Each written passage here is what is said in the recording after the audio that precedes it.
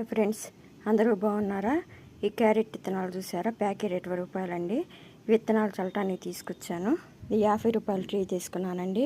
ముందుగా ఇసుక మట్టి రాలకుండా ఇవన్నీ పట్టలుగా చుట్టూ పెట్టాను. ఆ తర్వాత ఇసుక మట్టి కిచెన్ వేస్ట్ ఎండిపోయిన ఆకులు అన్నీ వేసానండి. ఇలా రెడీ చేసాను చూడండి. ఇలా రెడీ చేసుకోవాలండి పొడి పొడిగా.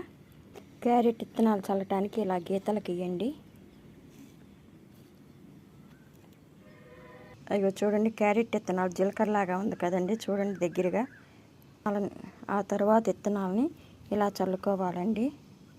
నేను చూపించిన విధంగా ఈ లైన్లలో చల్లుకోవాలండి. మనం లైన్లు గీసుకున్నాం కదా, ఆ లైన్లోనే చల్లుకోవాలి. అందులోనే అల్లం కూడా పెడుతున్నానండి.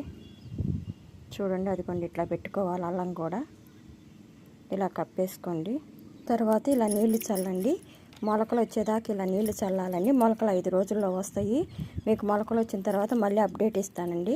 అంతవరకు నా ఛానల్ని సబ్స్క్రైబ్ చేసుకోండి.